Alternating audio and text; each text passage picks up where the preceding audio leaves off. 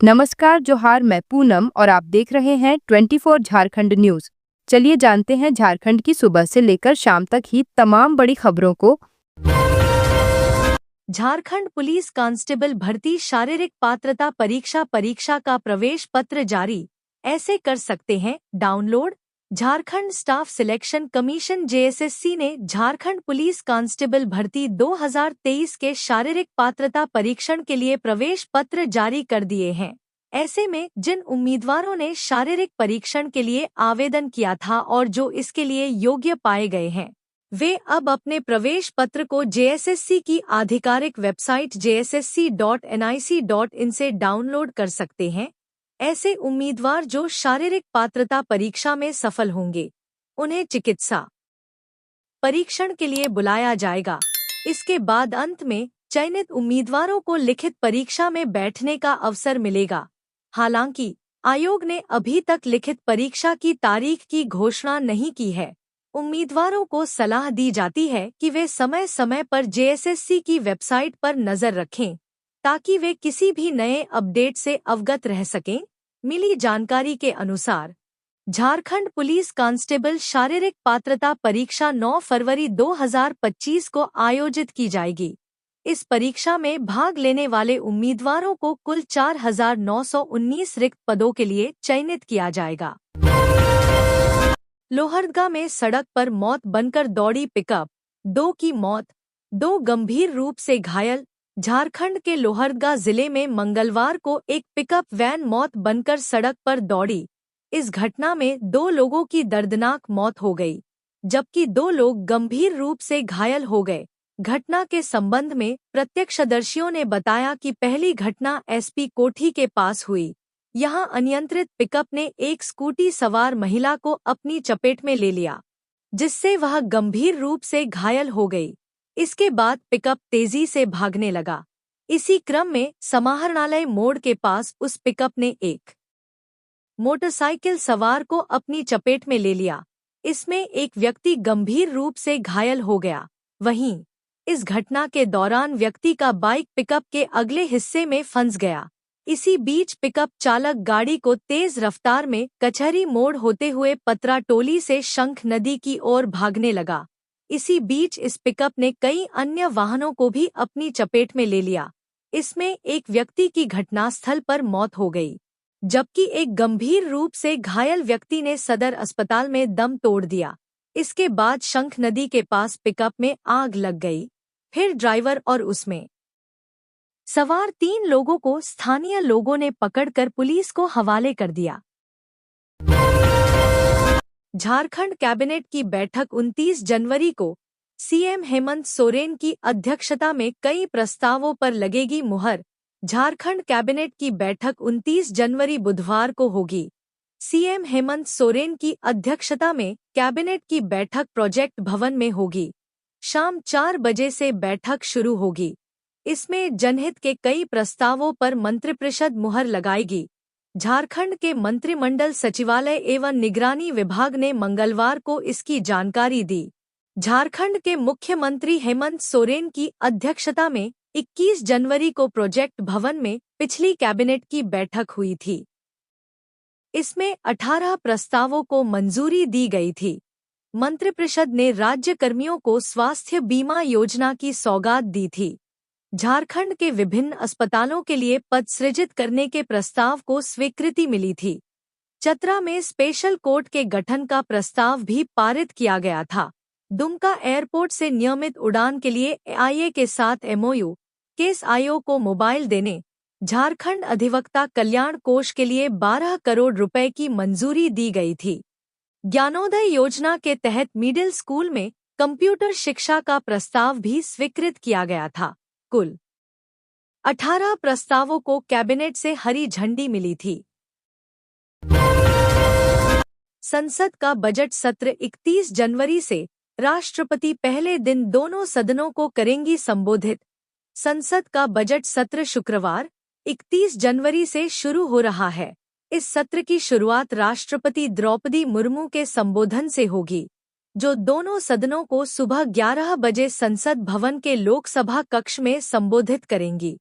राष्ट्रपति के अभिभाषण के बाद इस पर धन्यवाद प्रस्ताव पर चर्चा होगी, जो 3, 4 और 6 फरवरी को आयोजित की जाएगी। संसद का बजट सत्र 2 भागों में विभाजित होगा। पहला भाग 31 जनवरी से शुरू होकर 13 फरवरी तक चलेगा, जबकि दूसरा भाग 10 मार्च से शुरू होकर 4 अप्रैल तक चलेगा। केंद्रीय वित्त मंत्री निर्मला सीतारमण 1 फरवरी को आम बजट पेश करेंगी, जो प्रधानमंत्री नरेंद्र मोदी के नेतृत्व में बनी तीसरी सरकार का दूसरा बजट होगा। यह वित्त मंत्री सीतारमण का 8वां बजट होगा। इससे पहले जुलाई 2024 में सरकार बनने के बाद सीतारमण ने पूर्ण आम बजट पेश किया था।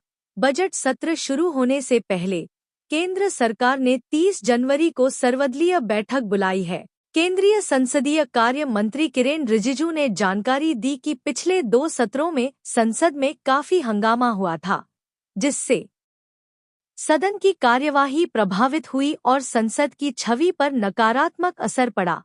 उन्होंने विपक्षी नेताओं से सदन की कार्यवाही सुचारू रूप से चलाने में सहयोग की अपेक्षा की है। झारखंड में फिर बदलेगा मौसम का मिजाज।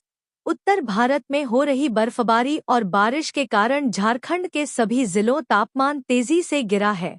सुबह और शाम लोगों को कड़ाके की ठंड का सामना करना पड़ रहा है। मौसम विभाग की माने तो राज्य में मौसम का मिजाज फिर बदलेगा। वहीं अगर हम कल के मौसम की बात करें तो न्यूनतम तापमान में कोई बड़े बदलाव की संभावना नहीं दिखाई पड़ रही है। इस दौरान राजधानी का न्यूनतम तापमान 12 डिग्री सेल्सियस तो अधिकतम तापमान 26 डिग्री सेल्सियस दर्ज किया जाएगा। रांची स्थिति मौसम विज्ञान केंद्र की माने तो 30 जनवरी से मौसम में बदलाव संभव है। तापमान में 3 से 5 डिग्री की बढ़ोतरी होगी। इससे ठंड से लोगों को थोड़ी राहत मिल सकेगी। इस दौरान अधिकतम तापमान 31 डिग्री सेल्सियस और न्यूनतम तापमान 16 डिग्री सेल्सियस रहेगा। अभी अधिकतर जिलों का अधिकतम तापमान 30 डिग्री के करीब है, जबकि न्यूनतम तापमान में भी बढ़ोतरी हो रही है। पलामू में स्वास्थ्य विभाग में बम्पर भर्ती, इन पदों पर कर सकते हैं आवेदन। भर्ती प्रक्रिया में लिखित परीक्षा और शैक्षणिक योग्यता के आधार पर चयन किया जाएगा। कुल 100 अंकों की परीक्षा होगी। इनमें 60 अंक शैक्षणिक योग्यता के लिए होंगे। 40 अंक लिखित परीक्षा से निर्धारित किए जाएंगे। सभी आरक्षण नियमों का पालन किया जाएगा। इच्छुक उम्मीदवारों को निबंधित डाक या स्पीड पोस्ट के माध्यम से आवेदन भेजना होगा। स्वास्थ्य विभाग में ANM, staff nurse, lab technician, pharmacist सहित विभिन्न पदों पर भर्ती की जाएगी। 21 लाख से अधिक बच्चों की तैयारियां हो रही हैं। प्रभावित अध्यक्ष और उपाध्यक्ष का पद है खाली।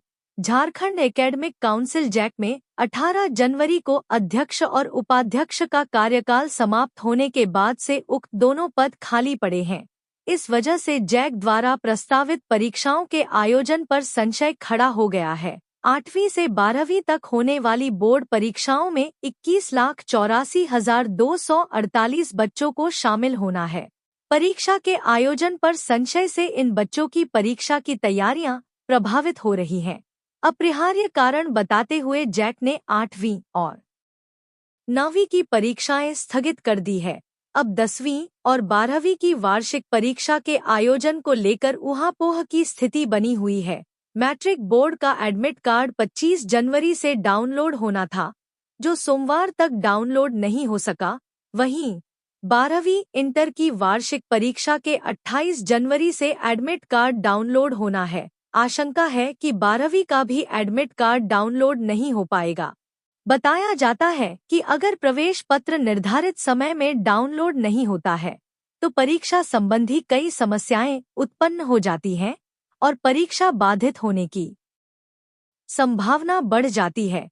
प्रवेश पत्र का मिलान शिक्षण संस्थान अपने रिकॉर्ड से करते हैं कि किसी विद्यार्थी का प्रवेश पत्र छूटा तो नहीं है, किसी में त्रुटि तो नहीं है। इसका संधारण पंजी में किया जाता है और संबंधित छात्र छात्राओं को दिया जाता है।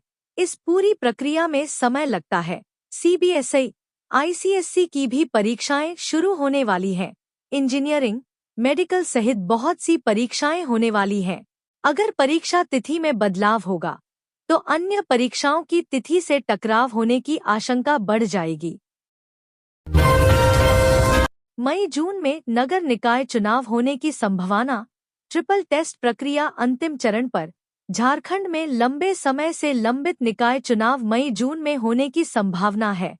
हाईकोर्ट के आदेश के बाद राज्य निर्वाचन आयोग चुनाव की तैयारियों में जुट गया है। आयोग को भारत निर्वाचन आयोग से मतदाता सूची के आंकड़े मिल चुके हैं, जिसके आधार पर नगर निगम, नगर परिषद और नगर पंचायतों के वार्डों के पुनर्गठन का काम किया जा रहा है। अनुमान है कि अगले 2 महीने में वार्डों का पुनर्गठन पूरा हो जाएगा। इसके बाद मतदाता सूची का विखंडन किया जाएगा। इस बीच निकायों में ट्रिपल टेस्ट प्रक्रिया भी अंतिम चरण में है। इसके बाद ओबीसी आरक्षण तय किया जाएगा, जिससे आरक्षण का मौजूदा स्वरूप बदल सकता है। बता दें कि निकाय चुनाव पिछले साल विधानसभा चुनाव के दौरान बनी मतदाता सूची के आधार पर होनी है, लेकिन अगर भारत निर्वाचन आयोग के निर्देश पर मतदाता सूची का पुनरीक्षण हुआ तो चुनाव नई सूची के आधार पर होंगे। जानकारी हो कि झारखंड के सभी नगर निकायों में चुनाव लंबित हैं। राज्य के 13 नगर निकायों में 2020 से चुनाव नहीं हुए, जबकि रांची समेत अन्य नगर निगमों में 2022 से चुनाव नहीं हुए हैं। चुनाव न होने के कारण नगर निकायों को केंद्र से मिलने वाली राशि रुकी हुई है। अब उम्मीद है कि मई जून में चुनाव हो सकता है। रांची में माहौल खराब करने की असामाजिक तत्वों की कोशिश, पुलिस ने संभाली स्थिति। राजधानी रांची की शांति व्यवस्था को भंग करने की साजिश को पुलिस ने नाकाम कर दिया है। कुछ असामाजिक तत्वों के द्वारा एक मंदिर के सामने किसी पशु का खून फैलाकर माहौल को खराब करने की कोशिश की गई, लेकिन पुलिस की सजगता की वजह से असामाजिक तत्व अपने मंसूबे में कामयाब नहीं हो पाए। घटना रांची के पंडरा ओपी क्षेत्र में एक मंदिर के पास हुई है। असामाजिक तत्वों ने जानवर का खून मंदिर के पास फैलाकर माहौल को खराब करने की कोशिश की है। हालांकि जानकारी मिलते ही रांची पुलिस तुरंत मौके पर पहुंची और स्थिति को संभाल लिया। इससे पहले ही कोई अफवाह उड़ाई जाए, पुलिस ने जमीन से खून को पानी से साफ करवा दिया। स्थानीय लोगों ने बताया कि मंगलवार की सुबह बजरा के पास स्थित मंदिर के पीछे एक जानवर के गले की घंटी पड़ी हुई थी। वहीं पास में काफी खून भी बिखरा पड़ा था। ऐसा लग रहा था कि किसी पशु को वहां मारा गया है। इसके बाद स्थानीय लोगों ने मामले की जानकारी पुलिस को दी। इस संबंध में रांची के कोतवाली डीएसपी प्रकाश सोय ने बताया कि मामले को लेकर कोई लिखित शिकायत नहीं मिली है। पुलिस ने मामले को संभालते हुए पानी से खून को पूरी तरह से साफ कर दिया है। आसपास के सीसीटीवी फुटेज को खंगाला जा रहा है ताकि असामाजिक तत्वों की पहचान कर उन पर कार्रवाई की जा सके। हॉकी टीम की कप्तान सलीमा टेटे और ओलंपियन निक्की प्रधान को हरमू में जमीन देगी सरकार, बुधवार को सौंपे जाएंगे कागजात। झारखंड राज्य सरकार भारतीय महिला हॉकी टीम की कप्तान और ओलंपियन सलीमा टेटे और ओलंपियन निक्की प्रधान को हरमू में भूखंड आवंटित करने जा रही है। बुधवार को प्रोजेक्ट भवन के एनेक्सी भवन में आयोजित एक भव्य कार्यक्रम के दौरान मुख्यमंत्री हेमंत सोरेन इन दोनों खिलाड़ियों को भूखंड के कागजात सौंपेंगे। इस मौके पर राज्य सरकार के कई मंत्री भी मौजूद रहेंगे। इस मौके पर खेल मंत्री सुदिव्य कुमार सोनू ने सोमवार को विभागीय अधिकारियों के साथ बैठक कर कार्यक्रम के आयोजन पर दिशा निर्देश दिए। जानकारी के अनुसार झारखंड राज्य आवास बोर्ड ने 14 अगस्त 2024 को अपनी 74वीं बैठक में यह फैसला लिया था कि सलीमा टेटे और निक्की प्रधान को 3750 वर्ग फीट जमीन आवंटित की जाएगी। सलीमा टेटे को प्लॉट संख्या 10B और निक्की प्रधान को प्लॉट संख्या 10 से आवंटित किया जाएगा। कार्यक्रम में दोनों खिलाड़ियों के परिजन और प्रशिक्षकों को भी सम्मानित करने की योजना है। इसके लिए खेल निदेशालय के अधिकारी अपनी तैयारी में जुट गए हैं। सलीमा के पहले कोच को लेकर कुछ भ्रम की स्थिति बनी हुई है। हॉकी झारखंड से जुड़े एक पदाधिकारी ने सलीमा के पहले कोच होने का दावा किया है, जबकि हॉकी झारखंड ने 5 सितंबर 2021 को आयोजित अपनी एजीएम के दौरान एक प्रशिक्षक को सलीमा टेटे का पहला कोच बताते हुए पुरस्कृत किया था। इस सम्मान से यह साफ हो गया है कि राज्य सरकार अपने खेल नायकों को सम्मान देने के लिए प्रतिबद्ध है और उनके परिवारों और प्रशिक्षकों का भी उतना ही सम्मान करती है। झारखंड के युवाओं से विदेश में नौकरी दिलाने के नाम पर ठगी, 5 लाख में बनाए जा रहे फर्जी वीजा। झारखंड के युवाओं को दुबई, कनाडा, जॉर्जिया, कजाकिस्तान और ऑस्ट्रेलिया जैसे देशों में नौकरी दिलाने के नाम पर ठगी की जा रही है। यह ठगों का एक सिंडिकेट रांची, कोलकाता, दिल्ली और दुबई से सक्रिय है, जो युवाओं से वीजा बनवाने के नाम पर 3 से 5 लाख रुपए तक वसूलता है। अब तक 2 दर्जन से अधिक युवा इस सिंडिकेट का शिकार हो चुके हैं। इस ठगी का खुलासा तब हुआ जब रांची के हैसाग निवासी शांतनु राज थापा को जॉर्जिया एयरपोर्ट पर फर्जी वीजा के साथ गिरफ्तार कर लिया गया। शांतनु ने इस घटना की जानकारी अपने 3 दोस्तों अभिषेक क्षेत्री, रेमंड और प्रशांतो नंदी को दी, जो दुबई जा रहे थे। इन तीनों ने जयपुर एयरपोर्ट पर अपने वीजा की जांच कराई और पाया कि उनका वीजा भी फर्जी था। इसके बाद ठगों ने इन युवाओं को 1 माह तक दिल्ली में रोके रखा, लेकिन उनका पैसा वापस नहीं किया। अंततः ये तीनों युवक वापस झारखंड लौट आए। इन युवाओं ने 5 नवंबर को रांची के जगन्नाथपुर थाना में ठगी की शिकायत दर्ज कराई थी, लेकिन पुलिस ने आरोपियों के पकड़े जाने तक प्राथमिकी दर्ज करने से मना कर दिया। इसके बावजूद एसएसपी और सिटी एसपी को मामले की जानकारी दी गई, लेकिन अब तक कोई ठोस कार्रवाई नहीं की गई है। इसी बीच सिंडिकेट के प्रमुख मोहित आले भी फरार हो गए हैं। यह घटना विदेश में नौकरी दिलाने के नाम पर ठगी करने वाले गिरोह के बढ़ते प्रभाव को उजागर करती है। ठग सिंडिकेट के खिलाफ पुलिस कार्रवाई की उम्मीद जताई जा रही है, लेकिन अब तक इस मामले में कोई महत्वपूर्ण कदम नहीं उठाया गया है। पप्पू यादव ने हेमंत सोरेन से मांगी Z+ सिक्योरिटी, कहा ना केंद्र सुरक्षा दे रही ना राज्य सरकार। पूर्णिया के सांसद पप्पू यादव ने झारखंड के मुख्यमंत्री हेमंत सोरेन को एक पत्र लिखकर Z+ सुरक्षा की मांग की है।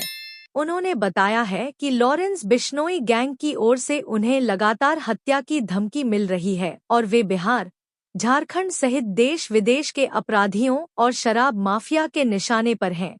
पप्पू यादव ने अपने पत्र में कहा है कि राजनीतिक कारणों की वजह से न तो केंद्र और न ही बिहार सरकार उन्हें सुरक्षा प्रदान कर रही है, जिससे वे अपनी सुरक्षा को लेकर काफी चिंतित हैं। उन्होंने बताया है कि जब से वे 18वीं लोकसभा के सदस्य निर्वाचित हुए हैं, तब से उन्हें और उनके परिवार को भारी खतरा हो गया है।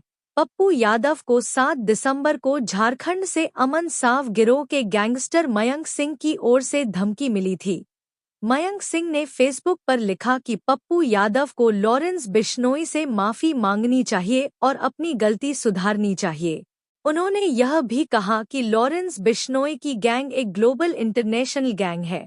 पप्पू यादव को अक्टूबर 2024 से लगातार धमकियां मिल रही हैं।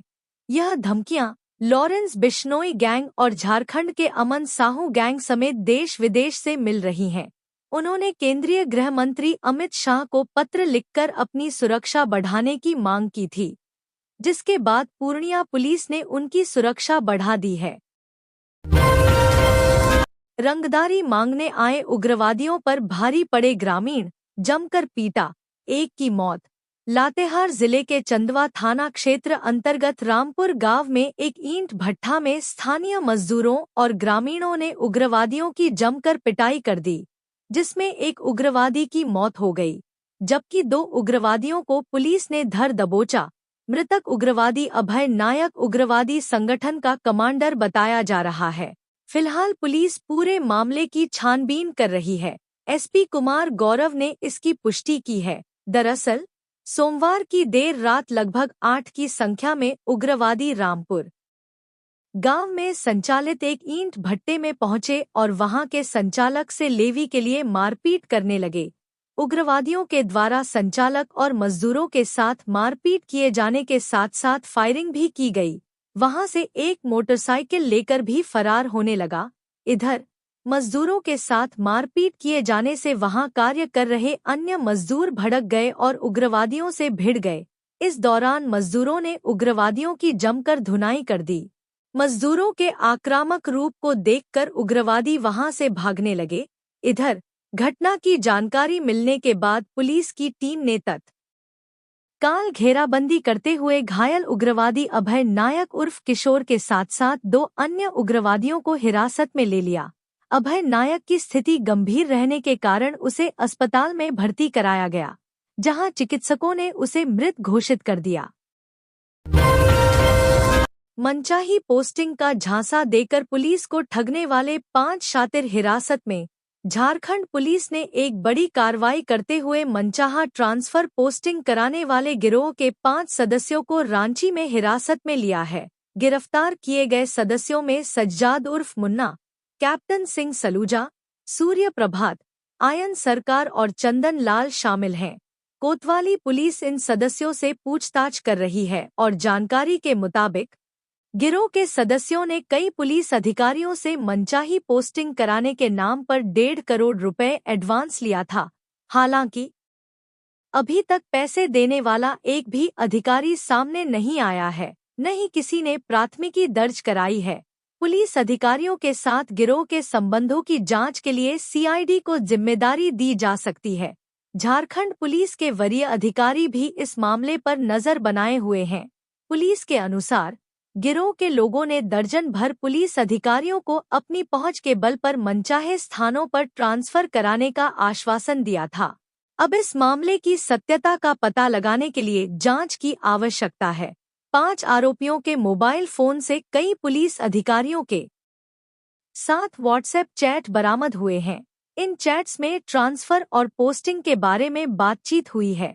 3 पुलिस अधिकारियों ने धनबाद में अपनी पोस्टिंग कराने के लिए आरोपियों से संपर्क किया था। आरोप है कि ये आरोपी एक रसूखदार व्यक्ति के नाम पर पुलिस अधिकारियों से वसूली कर रहे थे। पुलिस ट्रांसफर पोस्टिंग के मामले में चुप है, क्योंकि शिकायतकर्ता के सामने आने से पहले गिरोह के सदस्यों के खिलाफ कार्रवाई नहीं की जा सकती है। लेकिन शिकायतकर्ता भी सामने नहीं आ रहे हैं, क्योंकि अगर वे पैसे देने की शिकायत करते हैं तो उन्हें भी इस गोरख धंधे में शामिल माना जाएगा। बाल अधिकार संरक्षण आयोग को सक्रिय करने की कवायद शुरू। 1 साल से खाली अध्यक्ष पद भरा जाएगा। झारखंड सरकार के समाज कल्याण, महिला और बाल विकास विभाग ने झारखंड राज्य बाल अधिकार संरक्षण आयोग को फिर से सक्रिय करने की प्रक्रिया शुरू की है। यह आयोग पिछले 1 साल से निष्क्रिय था, क्योंकि इसके अध्यक्ष की नियुक्ति नहीं हुई थी। मिली खबरों में कहा गया है, विभाग के अधिकारियों ने बताया कि योग्य उम्मीदवारों से आवेदन मांगे जाएंगे। अगले 1-2 दिनों में आवेदन पत्र जपेट की वेबसाइट पर अपलोड किया जाएगा। विभाग के अवर सचिव विक्रम राम ने कहा कि आवेदन पत्र का प्रारूप जपेट को भेज दिया गया है और इसे जल्द ही प्रकाशित किया जाएगा। आयोग में अध्यक्ष सहित 7 सदस्य होते हैं। फरवरी 2024 में सरकार ने आयोग की तत्कालीन अध्यक्ष काजल यादव और एक सदस्य सुनील कुमार वर्मा को हटा दिया था। सरकार ने इसे जनहित में लिया गया फैसला बताया, लेकिन कुछ लोगों ने सरकार पर आरोप लगाया कि इन दोनों को इसलिए हटाया गया क्योंकि वे स्कूलों में जबरन धर्म परिवर्तन के खिलाफ थे। बाल अधिकार फाउंडेशन के सचिव बैद्यनाथ कुमार ने कहा कि आयोग की अधिकतम शक्तियां अध्यक्ष के पास होती हैं और अध्यक्ष के बिना एससीपीसीआर निष्क्रिय हो गया है। उन्होंने कहा कि बच्चों के खिलाफ अपराध बढ़ रहे हैं, लेकिन एससीपीसीआर कोई कदम नहीं उठा सका क्योंकि अध्यक्ष नहीं था। उन्होंने यह भी कहा कि सरकार को योग्य और अनुभव वाले व्यक्तियों को अध्यक्ष और सदस्य के रूप में नियुक्त करना चाहिए। अक्सर राजनीतिक समर्थन के कारण ऐसे लोगों की नियुक्ति होती है जिनके पास बाल अधिकारों के क्षेत्र में काम करने का कोई अनुभव नहीं होता। डीजीपी ने साइबर अपराध की रोकथाम के लिए की समीक्षा बैठक। बताया एपीके एप्लीकेशन से शातिर कैसे करते हैं ठगी।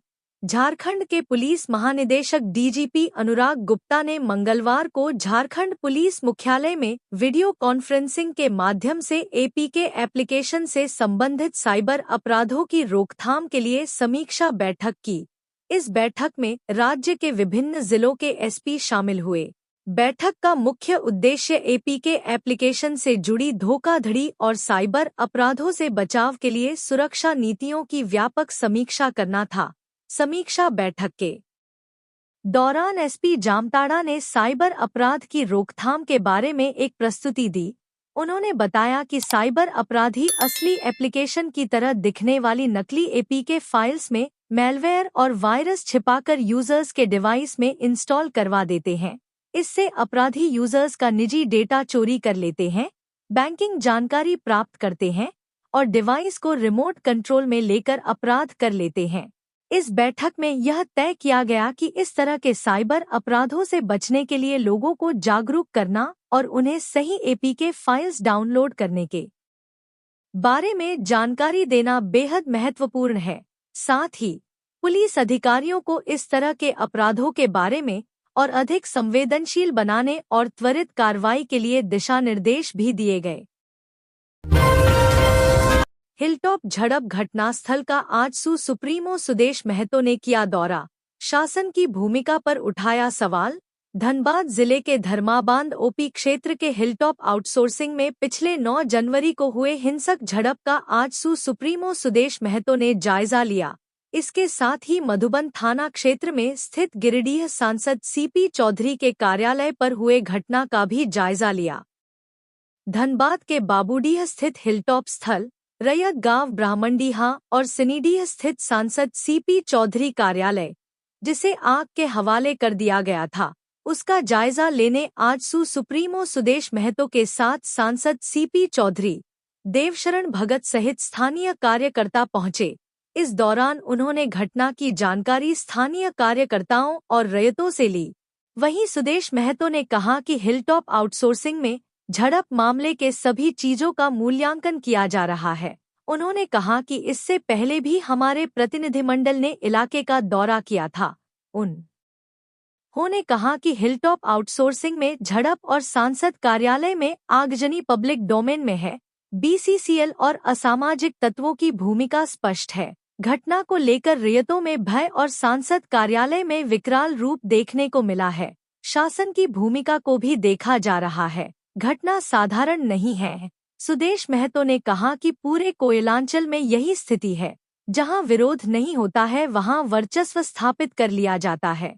जहां विरोध होता है वहां हिंसक झड़प की घटना होती है। बीसीसीएल गोविंदपुर एरिया 3 जीएम को लेकर सांसद सीपी चौधरी सदन में भी बात रखेंगे। सांसद सीपी चौधरी ग्रामीणों की वेदना देखकर पहुंचे थे। 29 जनवरी से शुरू होगा आरजेडी का सदस्यता अभियान। ये दिग्गज नेता रहेंगे मौजूद। राष्ट्रीय जनता दल गढ़वा जिला कमेटी की ओर से सदस्यता अभियान 29 जनवरी बुधवार से शुरू किया जाएगा। सदस्यता प्रभारी मदन पासवान एवं सह प्रभारी कलाम खान की उपस्थिति में अभियान की शुरुआत होगी। बताया गया है कि राजद जिला कार्यालय अशोक विहार गढ़वा से सभी कार्यक्रम शुरू होंगे। इस बारे में राष्ट्रीय जनता दल के तमाम प्रदेश पदाधिकारी, गढ़वा जिला में निवास करने वाले विधायक, पूर्व विधायक, जिला कमेटी के पदाधिकारी गण, सभी प्रकोष्ठ के जिला अध्यक्ष एवं कमेटी, सभी प्रखंड अध्यक्ष, पंचायत अध्यक्ष एवं कार्यकर्ताओं को मौजूद रहने के लिए कहा गया है। ये जानकारी सूरज सिंह, जिला अध्यक्ष की ओर से दी गई है। 1 महीने में जेबीवीएनएल के पास पहुंचे 17,000 से अधिक शिकायत। स्मार्ट मीटर को लेकर उठाए गए ये कदम। झारखंड बिजली वितरण निगम लिमिटेड की ओर से उपभोक्ताओं को बिजली बिल से संबंधित समस्याओं के समाधान के लिए सहायता शिविर का आयोजन किया गया है। यह शिविर 17 दिसंबर से 31 जनवरी तक चलने वाला था, लेकिन 23 जनवरी तक कुल 17,259 मामले विभाग तक पहुंचे हैं। इनमें से 16,446 मामलों का निपटारा किया जा चुका है, जबकि 813 मामले अभी भी लंबित हैं। विभाग का दावा है कि इन लंबित मामलों को जल्द ही हल कर लिया जाएगा। सहायता शिविर में उपभोक्ताओं को मोबाइल नंबर पंजीकरण, स्मार्ट मीटर में गड़बड़ी, अधिक बिजली बिल का न पहुंचना, सिक्योरिटी डिपॉजिट, अकाउंट से संबंधित समस्याएं, ऑनलाइन पेमेंट में दिक्कतें आदि मामलों का समाधान किया जा रहा है। विभाग ने 1.5 महीने के इस शिविर के दौरान शहरी क्षेत्रों के 3.5 लाख उपभोक्ताओं को जोड़ने का लक्ष्य रखा था, लेकिन अब तक सिर्फ 30% उपभोक्ताओं को ही सेवा मिल पाई है। सर्किल के अधीक्षण अभियंता डीएन साहू ने बताया कि शिविर 31 जनवरी तक नियमित रूप से चलेगा। लक्ष्य की प्राप्ति के लिए स्मार्ट मीटर से संबंधित नंबर अपडेट किए जाएंगे। यदि जरूरत पड़ी तो शिविर का विस्तार भी किया जा सकता है।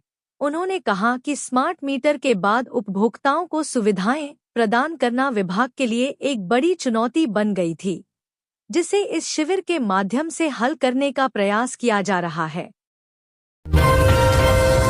रांची विरोध प्रदर्शन मामले में झारखंड सरकार को झटका। सुप्रीम कोर्ट ने पूछा, धारा 144 लगाने की क्या जरूरत थी।